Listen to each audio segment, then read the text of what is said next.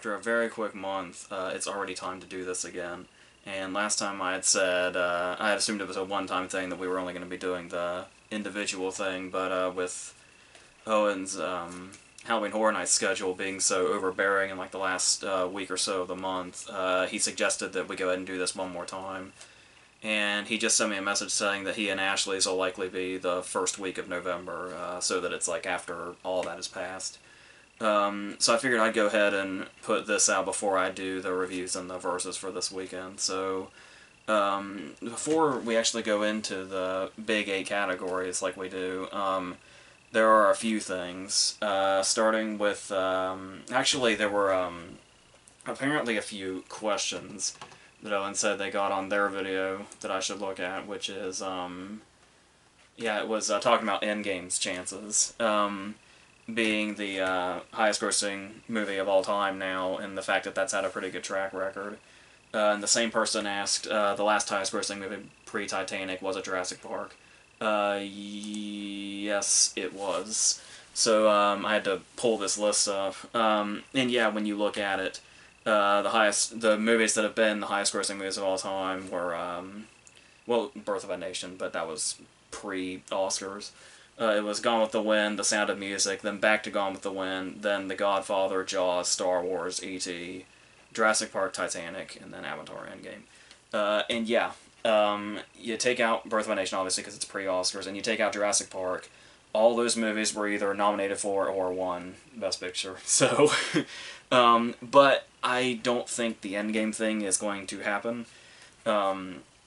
Number one, because there might be another movie that we'll talk about that might take the, I guess you call it, Endgame spot, or maybe even the comic book spot, depending on what you want to call it. But also, just the fact that when you look at those movies, there's a lot going against the Avengers franchise. Like, sort of, backlash might be a strong word, but people that are against it, particularly in the industry, like how Scorsese just said something very offhand. He was answering a question, and for the past week or two it's been getting blown up in the media of Scorsese basically bashing the whole Marvel franchise, and then Francis Ford Coppola got involved, and then there's like apparently a few other people in the industry, and just kind of making it seem like the whole thing about how the Marvel movies aren't art, or something to that. I didn't see the exact quote, but it was something to that extent.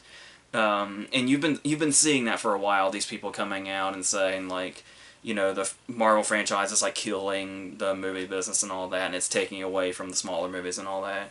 And when you look at these other movies, all of them, all the ones that would become franchises weren't franchises yet, and none of those, I believe, are within franchise. Like, none of them are sequels.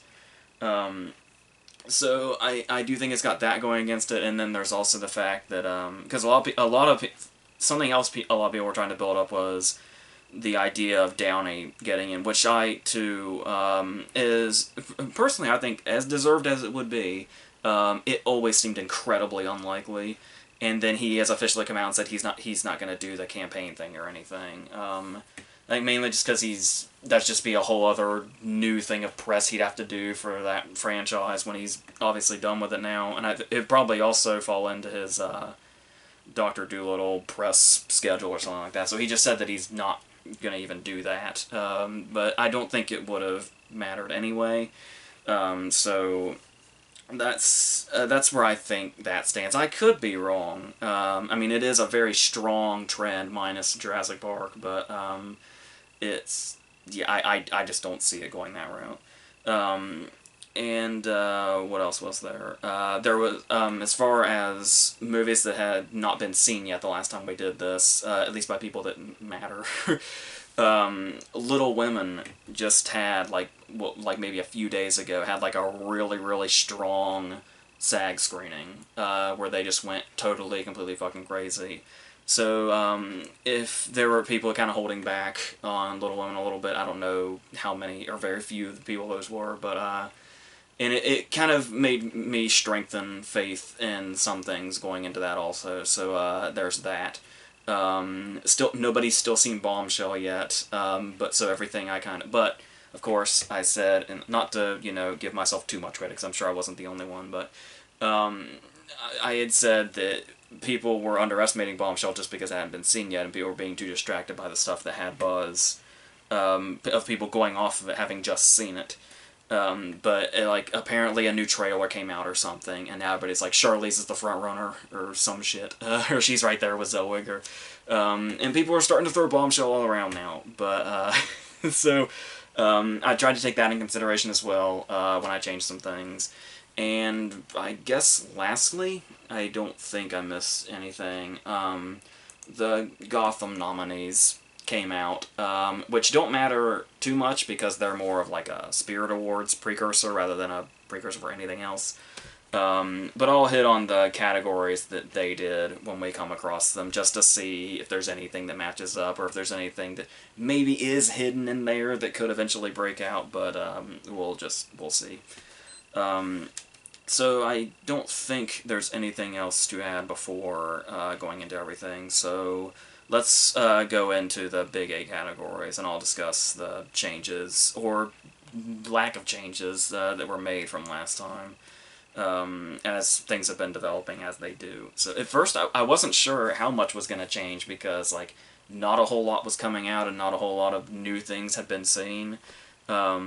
And it was going to kind of just be, well, I guess there's not much changes then, but kind of at the last minute here, like in the last few days, there's been a lot of stuff getting thrown out, with a lot of movies getting small releases, but making a huge splash with those releases.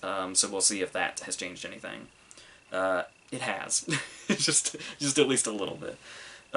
So we're going to start with adapted screenplay, as we do. And yeah, right off, I didn't change anything from last time. I still have Downton Abbey, The Irishman, Jojo Rabbit, Joker, and Little Women. I know I kind of seem stuck on this Downton Abbey thing, and I don't think hardly anybody else is really going that direction. The one I think I see the most in this place is like A Beautiful Day in the Neighborhood. I see The Two Popes thrown around in this category a lot also. And it's, yeah, first off, there's not a shitload of options. But the thing about this, as far as like A Beautiful Day in the Neighborhood, is that is a movie that I think is going to be extremely well liked, but for some reason I'm having trouble seeing it as like I think Ashley kept it in director last time we did this, and it's like in a lot of lists for adapted screenplay, and I just don't imagine it making that big. Like I don't imagine it being like a juggernaut as far as nominations go. I do think it has at least a couple of major ones in its future, but here I don't know. Maybe I'm just too stuck on the Downton Abbey thing. But I don't know. It just feels like that's like a major aspect of that whole thing. So the writing of it. And like I said, from a previous winning writer in Julian Fellows, who won for Gosford Park, which is very similar material. But yeah, I couldn't really get away from these 5. The other 4, I don't think need much explanation. The Irishman, Jojo Rabbit, Joker, and Little Women. My brother, on one of the videos we did, made the bold prediction that Joker will win adapted screenplay. He just did that kind of off the cuff. I don't know how sincere he was, but this will be an interesting race as far as like where we end up. But in the meantime, as far as nominations go, that's where we are, basically because I can't pull myself away from Downton Abbey yet. So let's go into original screenplay, which is a bloodbath. But as much of a bloodbath as it is, I didn't change anything again. I still have The Farewell, Marriage Story, Once Upon a Time in Hollywood, Parasite, and Waves. Waves is another one where shortly after I did that video where I said I was going to kind of half go all in on it, which doesn't make much sense, but I'd seen some sort of headline where it was having like festival screenings and it was getting really big reactions, so I will say that I don't have it in here as many times as I did before. Actually, I'm done with Waves after original screenplay, so that could mean that it should definitely be on my chopping block, because we have at least 4 things that ran through my mind. I considered putting Booksmart back in, which I had just taken out last time. Another one I had in the first time that I took out that I kind of forgot about was Queen and Slim. which is apparently also getting, well, has been getting, like, amazing reactions for a while now, and that's kind of continuing, and it's getting closer and closer to its release. So it could come back, and like I was saying before, Lena Waithe wrote it, who has gotten, like, just acclaim, just building and building as her career goes on. A new addition to this race, that probably, should have been in it from the start, that just kind of didn't cross my mind much, what was another movie that has now been seen thanks to festival screenings that's gotten, like, really positive reactions and people really taking to it, and that is Knives Out.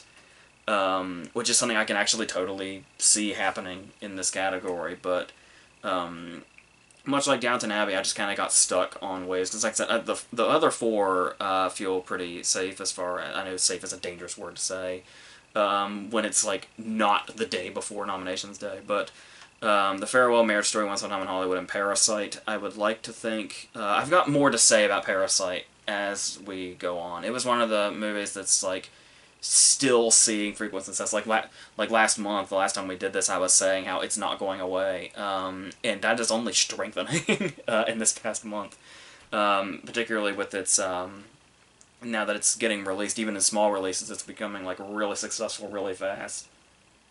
But, I don't know, I'm still kind of stuck on the waves thing, because another one that's obviously in here that I keep avoiding is Ford versus Ferrari, which, as you can see, I am still not... Apparently there was confusion about where exactly it was going to go. Apparently it's officially original now. So, I don't know. Like I said, I explained in the last video why I'm just kind of not feeling Ford versus Ferrari, which was kind of a petty reason, but I'm still kind of... I don't know. I just feel like it looks like a movie that could totally, from the very little I know, or I guess what I'm hearing, it sounds like a movie that could be successful in maybe, I don't know if I want to say a weaker year, but just kind of another year, because there's, like, so much going on in this category, and the other categories it could be potentially in, that aren't tech categories. So I'm still not feeling the Ford vs. Ferrari thing. We'll see if I totally regret that all year or not, but that's... So yeah, there's a shitload of options here, and I still, like, there's an itch in the back of my brain saying I need to change waves, but I just kind of... I can't do it yet. We'll see what happens, and if any of these continue to, get acclaim as they come out, because I think Knives Out and Queen and Slim come out the same day, like, as far as their wide releases, so we'll see if they can keep that up, or if maybe Booksmart can make a... I struggle to say comeback, because it's still definitely in the race, but this... So yeah, that's... Yeah, so in both screenplay categories, I'm pretty confident in 4, and then there's the one that's just kind of hanging on for a reason I can't quite articulate, so there that is. So let's go into acting now, with supporting actress. Once again, usually the weakest category, so at least as far as the big A go. So I have Laura Dern for Marriage Story, Florence Pugh for Little Women, Maggie Smith for Downton Abbey, Meryl Streep for The Laundromat, and Shusen Zhao for The Farewell. First thing to note is apparently somebody mentioned that they thought that I should take Streep out and put in Jennifer Lopez. And the funny thing about Hustlers in general was that you'll notice, if you saw it, I didn't even mention Hustlers in the last video, and that was not a conscious decision. It is so off my radar, like, I am so not really going the Hustlers direction in general, that I just completely forgot about it in the moment. Like, I just completely blocked out its existence when I did that video. But the thing is, because I know some people are saying, like, adapted screenplay could be a total possibility. Lopez has a lot of buzz. And I even heard people throwing around, like, the possibility of it showing up in, like, editing or something. But from the time I saw the movie to still now, I'm just not buying the whole Hustlers hype thing. I think it felt to me in the moment when I kept seeing all the headlines about how, Jennifer Lopez is gonna, campaign the hell out of this, and she's gonna, could she even win? And it's like, it just kind of felt like flavor of the month kind of buzz. where it's that one thing where it's the movie that's like popular at the time, and then it just kind of it's gonna get pushed to the side. Obviously, I say nothing in concrete when I do these videos because I'm not a fucking moron and I'm seeing the way things go. But it's just not something I've ever felt or gravitated towards. So I'm not really on the whole Hustlers thing. I don't really buy it. But you will see that I did keep Streep in after I had considered taking her out last time, and that was before I saw The Laundromat. And here's the thing. Is that there are times, those very, very rare times, where Streep does not make it. Like 2012, when she had Hope Springs. And it's like, well, yeah, Hope Springs is actually a movie I really like. But it wasn't a movie she was probably going to get in for because there wasn't, like, that sort of gravitas to it. It was just, like, this, comedy. Then there's stuff like Suffragette that she's in for, like, 30 seconds. And that's usually those are the only reasons she doesn't make it. And so it was like, well, if The Laundromat is, throwaway enough, then yeah, maybe we can disregard her. But I don't know how many people watch The Laundromat, but the fact that this Streep performance exists, like, the whole thing is that Streep gets nominated practically every year. This surely will not be a performance they disregard. I feel like there is no way. It's like, I don't care if it's Netflix, I don't care if the movie wasn't particularly praised. If people see this performance, and they probably will strictly because it's Streep, there's no way they don't go for it. I just really cannot imagine that. It is definitely not a Hope Springs or a Suffragette at all. It's probably some of the best stuff she's done in at least the last 5 years. But we'll see what happens. I took out Annette Bening, who I was kind of just putting in here almost unconsciously, because it's like, well, it's Annette Bening and she's got buzz, and usually if Annette Bening has buzz, then she'll get there. I think the only time she's really failed to get all the way recently was 20th Century Women. But that was her, right? There was that, and there was like the Film Stars Don't Die in Liverpool thing. And I can't remember exactly when each of those was, or if they were the same year or what. But yeah, I kind of just started falling away from that because I realized that I didn't have a shitload of passion putting her in here to begin with. And the fact that The Report is, like... The Report is by no means a movie that's, like, off the radar. But, I feel like for her to be here, the buzz would have to be a lot stronger. And it's like it's almost like she's been in here, like, by default. At least from what I'm seeing. I could totally be in a different place than a lot of other people. But, I'm just... And then that only solidified when the news about the Little Women screening came out, and Florence Pugh, as expected, got a lot of attention. To the point that it was even singled out that she's almost practically a lead, which, as we know, if you're practically a lead, but you're leaning towards supporting, that only strengthens your chances of getting in supporting. If you're competing in supporting and you're practically a lead, you'll probably be fine. And like I said, Florence Pugh is just in a place right now where, like, everybody knows who she is right now, and, like, every movie that she comes out with, whether it be Fighting With My Family or Midsummer, two things on two totally opposite ends of the spectrum, are getting her, like, all this praise, and this just kind of seems inevitable for her. So, and then Darren, Maggie Smith, and Zhao kind of speak for themselves. I had them in last time, so that's where I stand on supporting actors. I think that's everything. Oh shit, I forgot the screenplay mentions at Gotham, which were The Farewell, High Flying Bird, Last Black Man in San Francisco, and Marriage Story.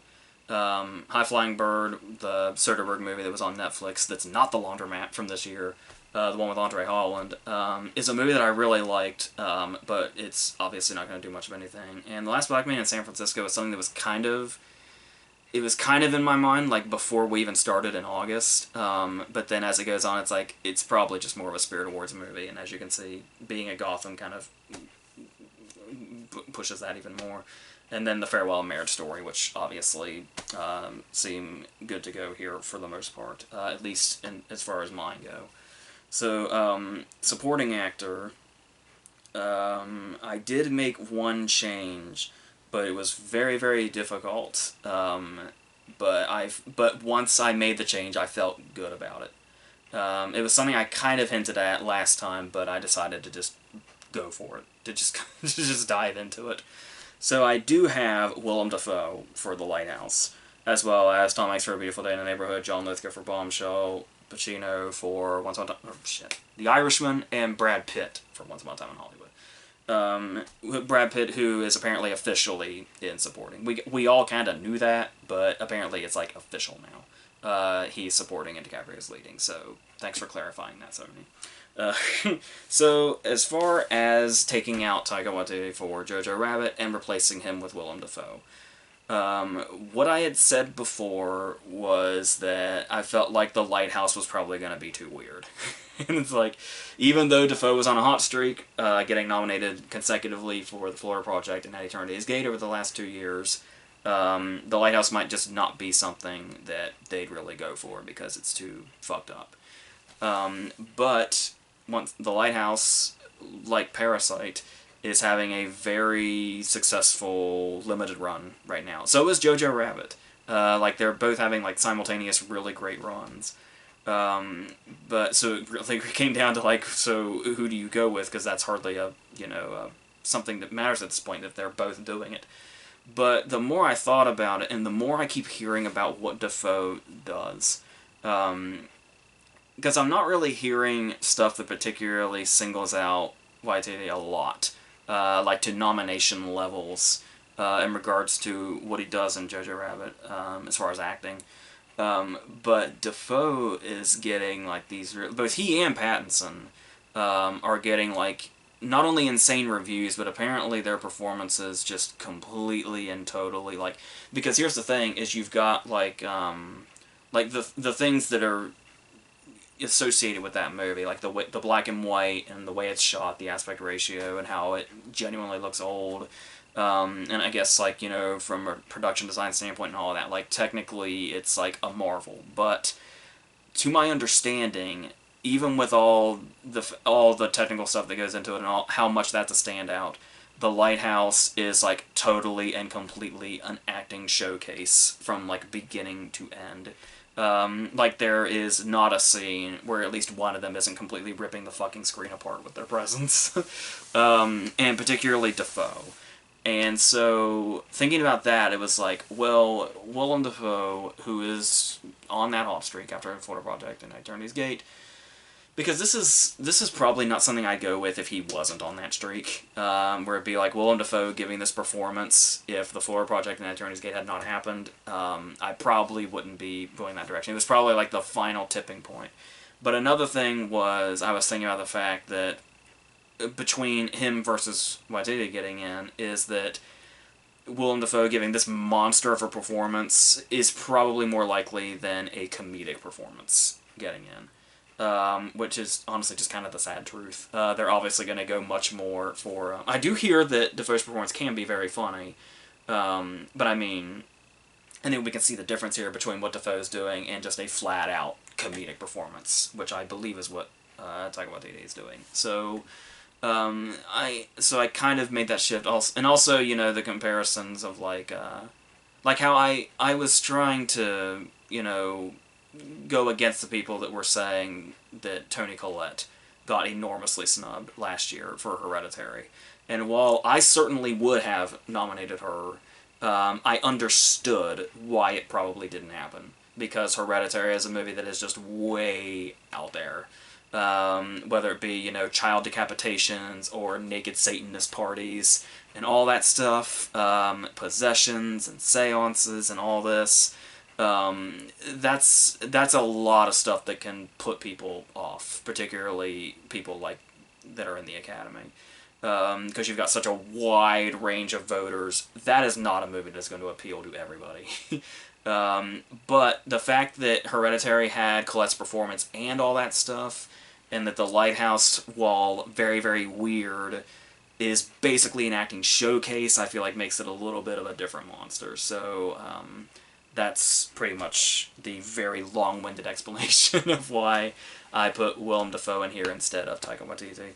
I do think Hanks, Pacino, and Pitt speak for themselves, and I'm still not off the Lithgow thing until Bombshell is seen and reviews come out and say, Lithgow's underwhelming, or Lithgow's flat out bad, or whatever.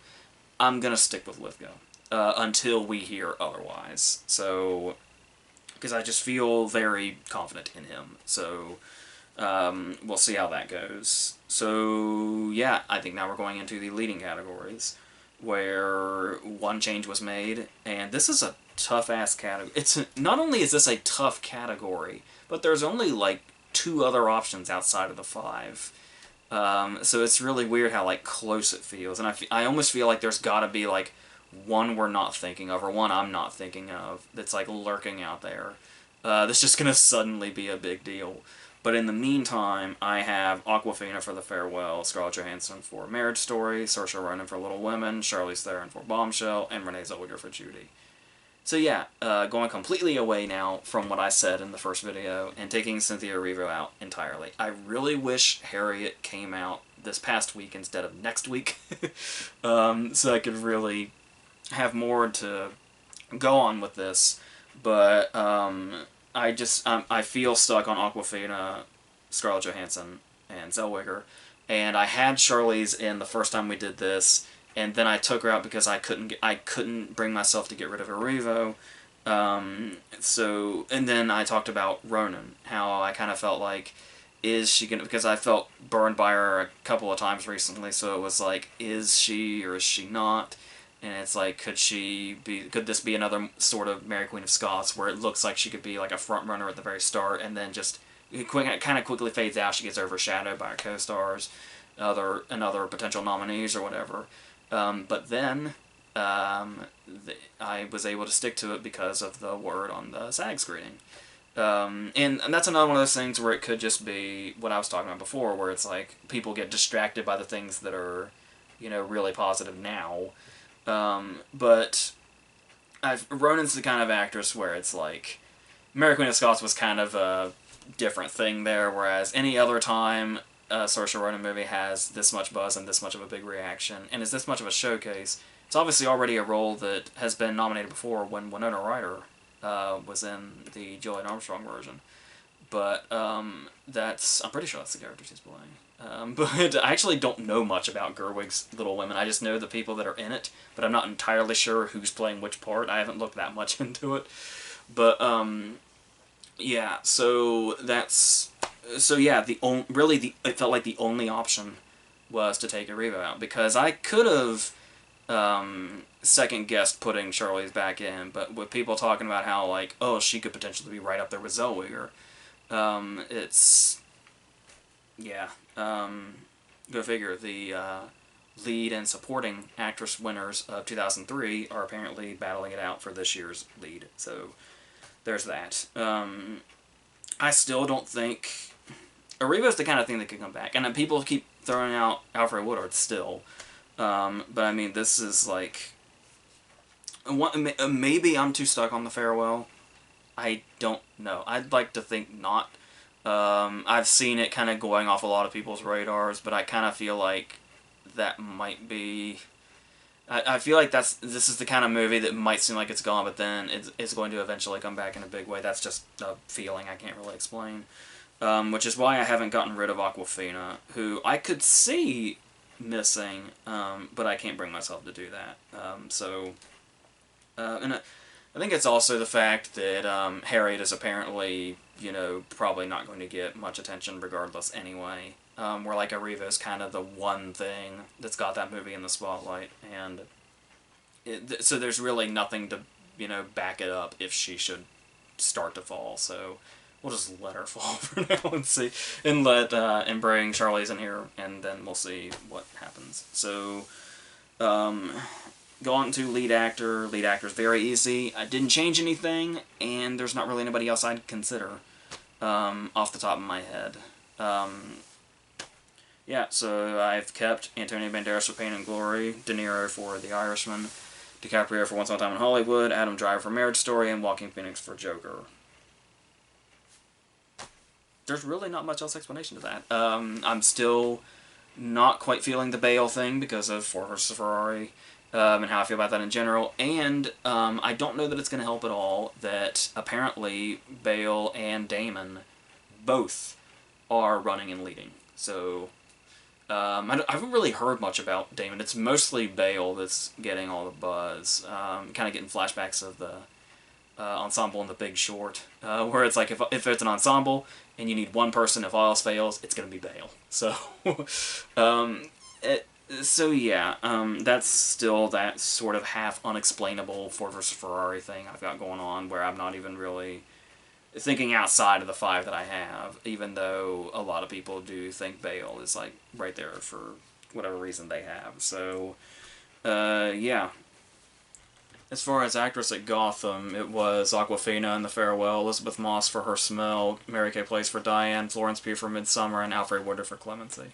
Obviously there's a mention for Florence Pugh, as we talked about, in supporting actress. It's for Midsummer, but still, her name just continues to build.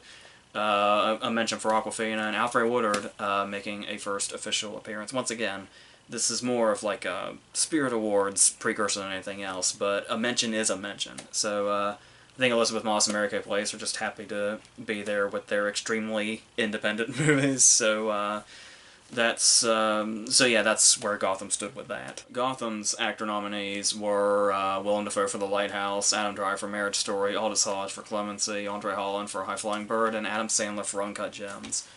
I meant to mention Uncut Gems also. That's another one that could almost, like, I can almost see it as like a screenplay nominee, potentially, if it breaks out enough. And Sandler is getting some really good reactions, which I think a lot of people had assumed as soon as they saw he was doing a Safdie Brothers movie, because it's like, anytime, it doesn't always work, like Men, Women, Children and The Cobbler being around the same time didn't go very well, but I think there was something else in there also.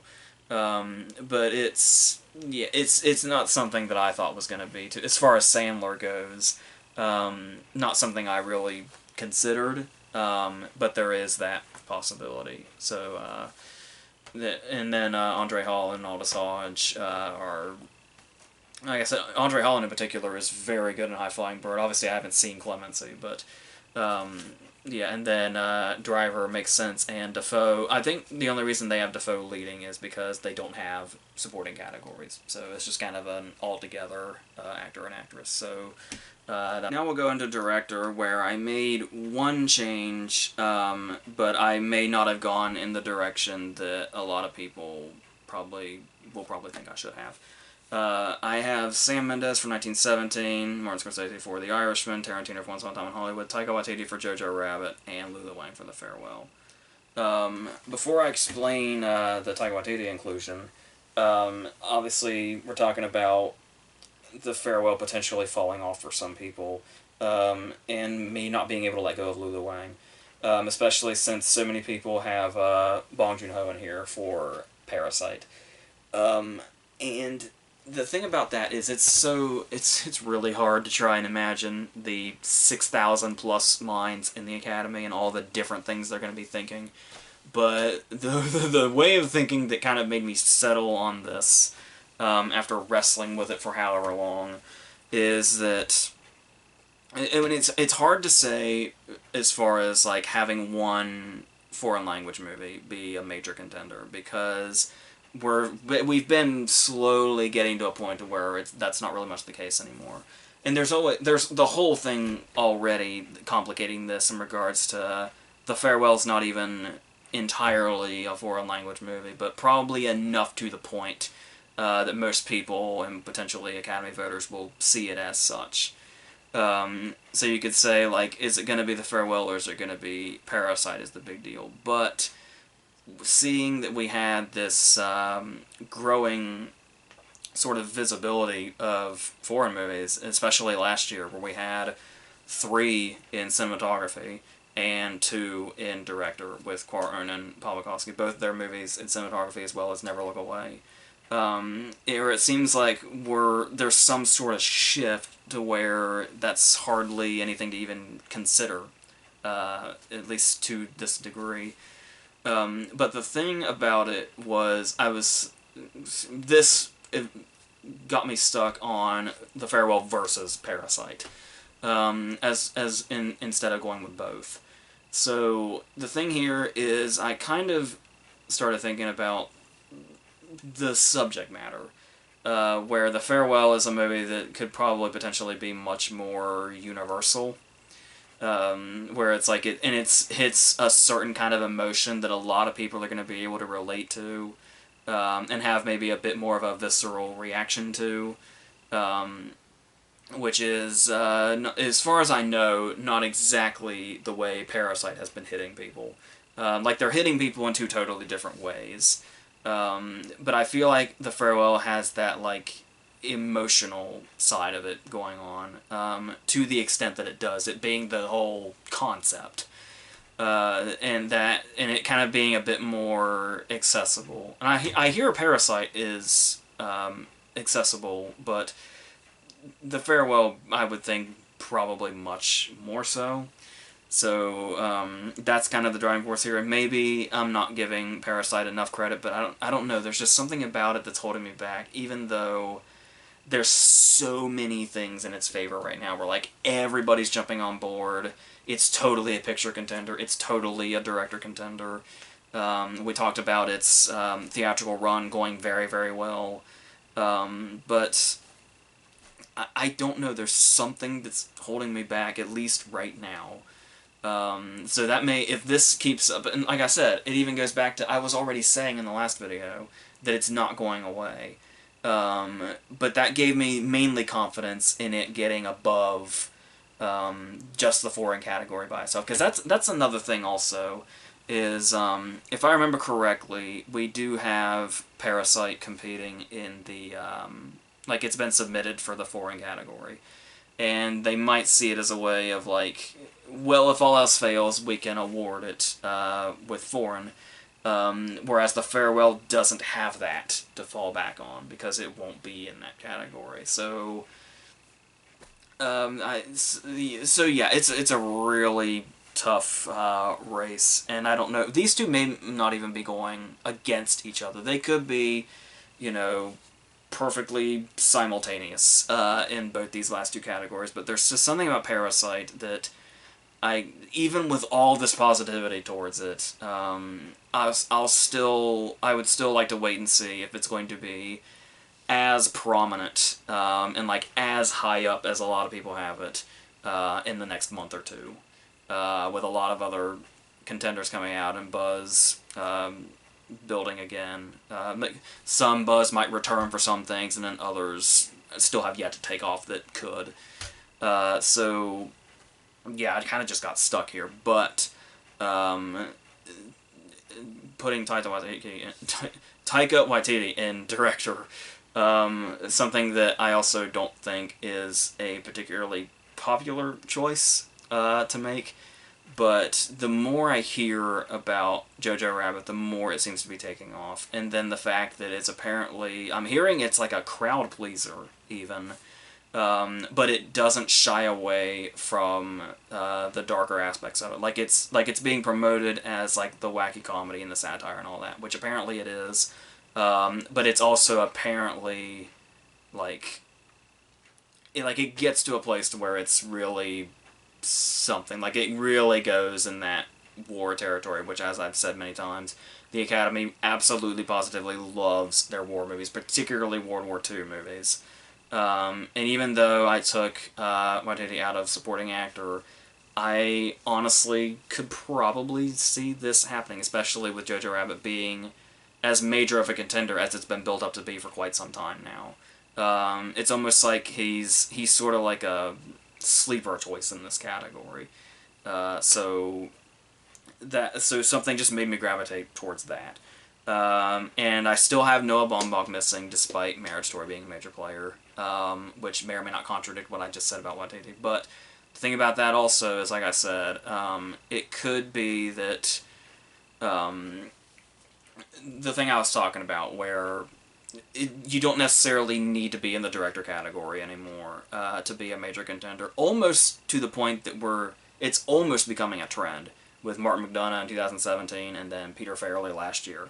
And I think that Marriage Story could be maybe not as flashy as the other movies we talked about, that it could fall into that. It'll still be a major player, like potentially a top 3 player, but it may not need in the director race to do that. But Baumbach could also totally be in here. So, but yes. So we went through so much. I'll reiterate what exactly I have in here. That is Sam Mendes for 1917, Scorsese for The Irishman, Tarantino Once Upon a Time in Hollywood, Taika Waititi for Jojo Rabbit, and Lulu Wang for The Farewell. We'll see what happens. So, lastly, we have Picture, which, as we usually do, we do the 9. That's just our set prediction list. So, I made one change. I have Beautiful Day in the Neighborhood, The Farewell, The Irishman, Jojo Rabbit, Joker, Little Women, Marriage Story, 1917, and Once Upon a Time in Hollywood. I went ahead and jumped off the whole Waves thing outside of original screenplay, and I put Joker in its place. I think all the others speak for themselves. And what I said about Parasite kind of goes here, too. So I'm really willing to jump on that Parasite train if the buzz lasts this high, like as sky high as it is right now. If it lasts another month, I will gladly get on that train. But the only change that I made was taking out Waves and putting in Joker. And the reason I almost didn't go with Joker, because I kind of thought maybe it could potentially be a bit divisive, and it's the kind of thing where it's like, you may have a lot of people that don't take to it at all. Like Brian Grazer was just on Joe Rogan's podcast talking about how there's a lot of people that he knows. He's fucking Brian Grazer, one of the biggest producers in the industry. He knows people that hate it. His exact words were they're mad at it.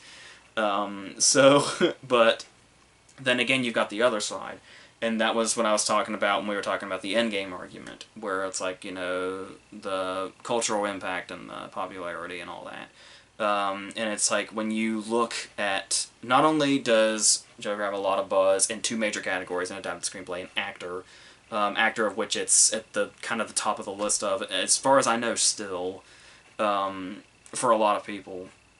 But it's also having like that. It just broke another record. It's like the highest grossing R-rated movie now. And it's been like breaking records left and right. It's just making more and more money and becoming this huge, gigantic cultural thing, regardless of the subject matter that it is.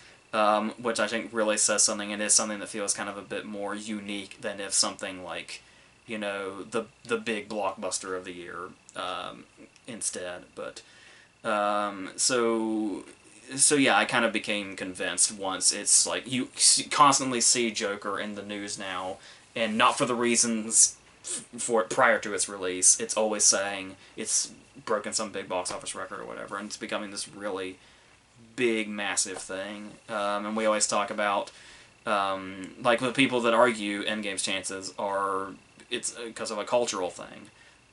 People were saying the same thing when Black Panther got nominated. So it's like, if a movie is going to have that place this year, I would think it would be Joker. So that's where I stand with that. And I think the others speak for themselves. I'm still totally in defense of 1917 being a picture and director player. I think it's another one where I don't remember if I've heard anything about it being seen or not. I don't think it has any official reactions, but I feel like once they're out, it'll be fine. So,